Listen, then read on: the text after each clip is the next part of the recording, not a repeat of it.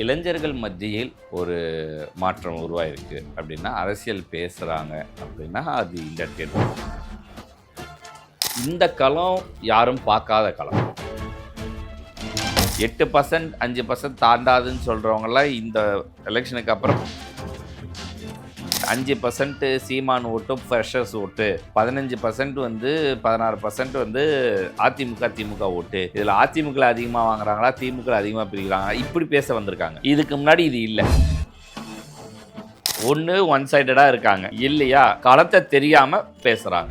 அவங்களுக்கும் தெரியல, அவங்களுக்கும் புரியல, களம் ஒரு மாதிரி இருக்கு. இப்படியும் நம்ம எடுத்துக்கலாம். விஜய் அவருடைய அரசியல் வருகையோ இந்த எழுச்சியோ 50-55% மேலே வாங்குற திமுகவுடைய ஓட்டில் 10-15% சென்னையில் டிவிக்கு எடுக்குது.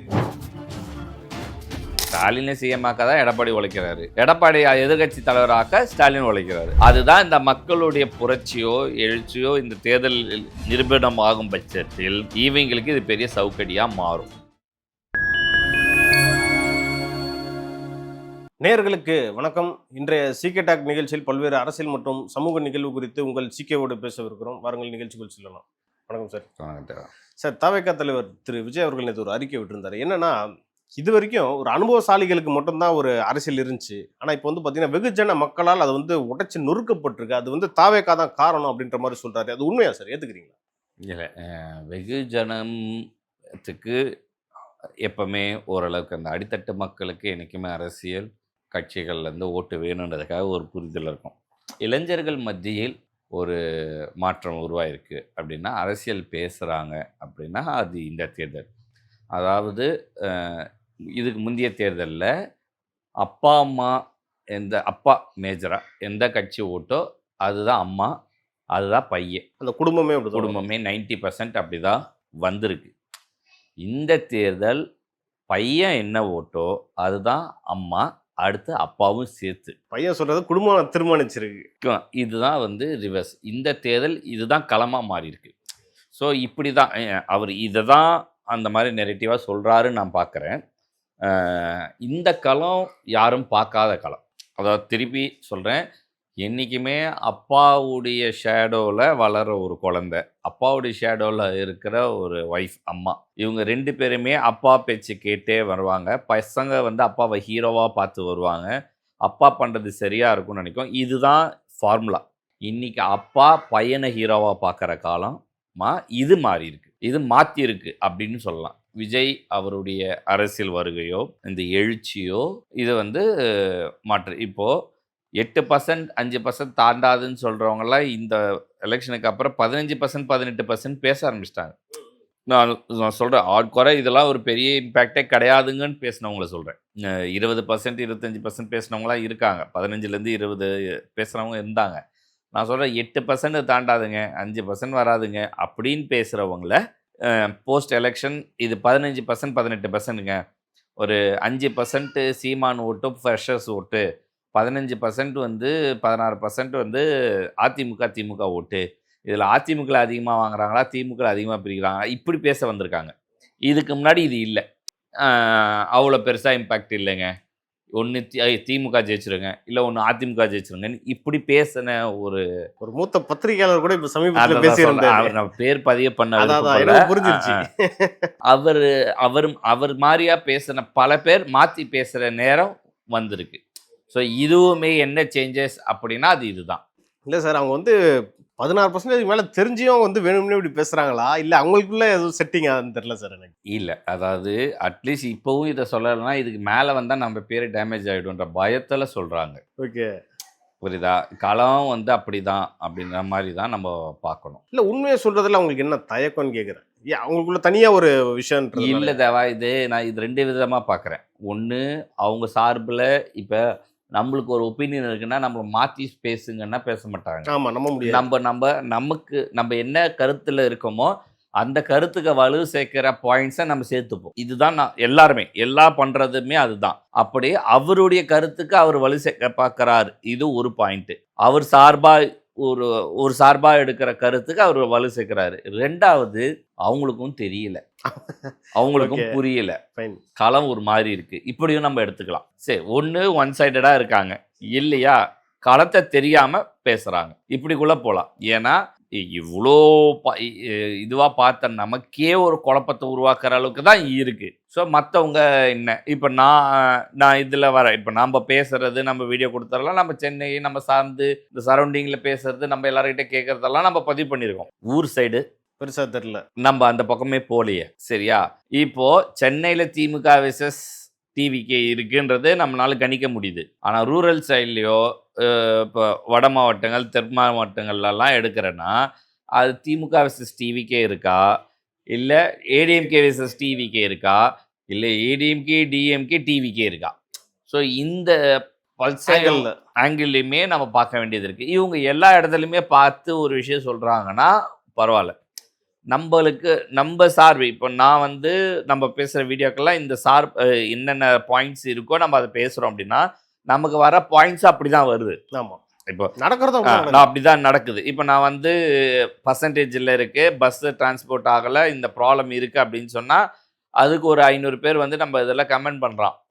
ஆமாங்க நடக்குது, இங்கே நாங்கள் அங்கே மாட்டியிருக்கோம், இங்கே செஞ்சுருக்கோம் அப்படின்னு. இதுக்கு என்னங்க சொல்யூஷன் கேட்குறாங்க. ஸோ இதை நம்ம இன்னொரு இன்டர்வியூவாக வச்சுக்கலாம். ஸோ இப்படி நம்ம அந்த களத்தை பேசுகிறோம் இல்லையா, அந்த பேட்டர்னில் ஒவ்வொருத்தருக்கும் ஒவ்வொரு பாயிண்ட்டாக இருக்கும். இப்போ என்னுடைய ஒப்பீனியன் நான் 2 சொல்லியிருக்கேன். கண்டிப்பாக 15% 25% வந்துடும். இல்லை மிராக்கல் நடக்குது, நான் அதை சொல்கிறேன். அப்பா பையன் பொண்ணு பேச்சை கேட்குற நிலைக்கு அப்பாவும் அம்மாவும் வந்துட்டாங்க அப்படின்ற இது வந்தது. இது மிராக்கல். இந்த miracle can happen if is it happen. நம்ம சொல்கிற இந்த பாயிண்ட்லேருந்து அந்த பாயிண்ட்டுக்கு தான் வலு சேர்க்கும். ஓகேவா? விஜய் அவர்கள் முதலமைச்சராக வாய்ப்பு இருக்கு. மிராக்கல் நடந்தது. சார், நீங்க சொல்ற மாதிரி இந்த வாட்டி அவங்க குடும்பத்துல இருக்க பசங்க அவங்க அம்மா அப்பாவை இன்ஃப்ளூயன்ஸ் பண்ணிருக்காங்கன்னு சொன்னீங்களா, அது நிறைய ஃபேமிலியில நடந்திருக்கு சார், கண்கூட பார்க்க முடியுது. அதுதான் சொல்றேன். அது இது திருப்பி இந்த இது எல்லாமே நான் சென்னையில பாக்குறேன், சிட்டி சைட்ல இருக்கிற எல்லா இடத்துலயுமே பாக்குறேன். ஊர்ல எப்படி நடக்குது, ஊருக்குள்ள எப்படி நடக்குது, இது நம்ம பார்க்க வேண்டிய கட்டாயத்துல நம்ம இருக்கும். அது எல்லாமே மே 4ஆம் தேதி தான் சார் தெரியும். ஆமா, இப்போ சென்னைனா திமுக நம்ம ஸ்ட்ராங்காக சொல்கிறோம்ல, அந்த மாதிரி கொங்கு பெல்ட்னா அதிமுக ஸ்ட்ராங்காக சொல்கிறோம். அதை தான் நம்ம சொல்கிறோம். கொங்கு பெல்ட்டில் தான் அவர் ஸ்ட்ராங்காக அலைன்ஸை ஃபார்ம் பண்ணியிருக்காரு. ஒரு 50-50லேருந்து 60 சீட்ஸுக்காக. கொங்கு பெல்ட்டில் போன தடவை 30 சீட் தான், 30 சீட்டு தான் ஜெயிச்சிருக்கு. மீதி சரௌண்டிங் அப்படின்ற மாதிரி போயிருக்கு. ஸோ அதே ஸ்டேஜில் இருக்கிற 50-60 சீட்டுக்கான பாசிபிலிட்டி அதிமுகவுக்கு அதிகம். ஓகே, இந்த வாட்டியும் இப்போவும் அந்த அங்கே டிவிகே வெர்சஸ் அதிமுக தான் இருக்கும். அதில் எந்த சேஞ்சஸ் இருக்காதுன்னு நான் நினைக்கிறேன். இல்லை சில இடத்துல திமுக வெர்சஸ் அதிமுக கூட இருக்கலாம். ஏன்னா டிவிகே திமுகவுடைய எதிர்ப்பு ஓட்டை பிரிக்கிறாங்க. ஸோ ஓட் ஷேரிங் பிரியும் போது அது அட்வான்டேஜ் டு டிஎம்கேன்னு ஆக வாய்ப்பு இருக்கு. ஓகே, நான் இந்த மூத்த பத்திரிகையாளர் சில பேர்கிட்ட சொல்றப்போ விஜய் அவர்கள் ரூரல் சைடில் போயிட்டு அவங்க ரெஜிஸ்டர் பண்ணிட்டாங்களான்னு கேட்டதுக்கு அவங்க சொல்ற விஷயம் எப்படின்னா, அவங்க படம்லாம் பார்க்க தான் செய்கிறாங்க. சொல்ல போனால் இங்கே பார்க்குறத விட ரூரலில் விஜய் படத்தை அதிகமாக பார்க்குறாங்க. நீங்கள் ஏன் அப்படி பார்க்கக்கூடாது? விஜய் கண்டிப்பாக ரூரல் சைட்லேயே ரெஜிஸ்டர் ஆகிட்டாருன்னு தான் சொல்கிறாங்க. நான் படம் பார்க்குறத வச்சு கணிப்புக்குள்ளே வரல. ஆனால் ஒரு 2 கோடி பேர், ஐ திங்க் 1.9 ஏதோ உறுப்பினர் சேர்த்தாங்க. ஆமாங்க சார். ஓகேவா? அது வெறும் அர்பன் சிட்டியை மட்டும் பண்ண முடியாதுல்ல? முடியாது எல்லாருமே சேர்த்து தான் இருக்கும். இப்போ சென்னையில் ஓட்டு 25 லட்சம் ஓட்டு, 24 லட்சம் ஓட்டு தான் பதிவு, எக்ஸாம்பிள் சொல்கிறேன்.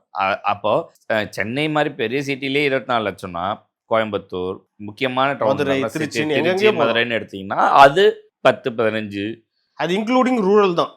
அதிகபட்சம் 1 கோடி ஓட்டு இருக்கும் சிட்டின்னு வச்சுக்கிறேன். மீதி இருக்க 1 கோடி ஓட்டு சரியா, அதுக்கான வாய்ப்பு இருக்குது. நான் திருப்பி அது சொல்கிறேன். அது பதிவாகும் பட்சத்தில் அதுலேயே நம்ம சேனல் ஹெட்டு கூட ஒரு விஷயம் சொன்னார். அவங்க ரசிகர் கேரளாலையும் இருக்காங்க, ஆந்திராலையும் இருக்காங்க, கர்நாடகாலையும் அவங்கள பதிவு பண்ணியிருந்தா சரியா. அப்போ நான் அதை சொன்னேன், சரி வேலிடான பாயிண்ட்டு. ஆனால் இப்படி பதிவு பண்ணுறவங்க 50 லட்சம் பேர் இருப்பாங்களா? நான் ஹையே எடுத்துக்கிறேன். அவ்வளோலாம் இருக்கும். அதை நாம் அவருக்கு பேசும்போது நம்ம 50 லட்சம் பேர் இருக்கிறாங்கன்னே கூட எடுத்துக்கலாம். மீதி 1.5 கோடி பேர் இங்கே தான் இருக்காங்க. இன்னொன்று நான் கேட்குறேன், 1.5 கோடி பேர் பதிவு பண்ணியிருக்கான். நான் இந்த சரௌண்டிங்கில் யாராவது பதிவு பண்ணாதவங்க எத்தனை பேர் டிவிக்காக ஓட்டு போட்டிருக்காங்க? எவ்வளோ பேர்? நிறைய பேர் இருக்காங்க. நான் அதை தான் சொல்கிறேன். அது அப்போ இம்பேக்ட் கிரியேட் ஆகுமா ஆகாது? நான் அந்த 2 கோடியை 1 கோடியாவே ஆக்கிறேன். மேலும் ஒரு 1 கோடி பேர் இதை இம்பாக்ட் பண்ண மாட்டாங்களா? தாராளமா பண்ணுவாங்க சார். நம்ம நேத்தே இதை விஷயம் பேசியிருந்தோம். நிறைய திமுக காரங்க கூட இது வரைக்கும் திமுக போடுறவங்க இந்த வாட்டி டிவிக்கு போட்டிருக்காங்கன்னு சொல்லியிருந்தோம். ஏன் அதை நம்ம கணக்குல சேர்க்க கூடாது? அதான் சொல்றேன். இங்க 50-55% மேல வாங்குற திமுகவுடைய ஓட்டுல 10-15% சென்னையில டிவிக்கு எடுக்குது. ஓகேவா? அதுதான் நம்ம பார்க்குற கேல்குலேஷன். அதே மாதிரி எஸ்ஐஆர்ல நீ 5 மணிலேருந்து 6 மணிக்கு போன எலெக்ஷன்ல நடந்த 10% போலிங் இந்த தடவை நடக்கல.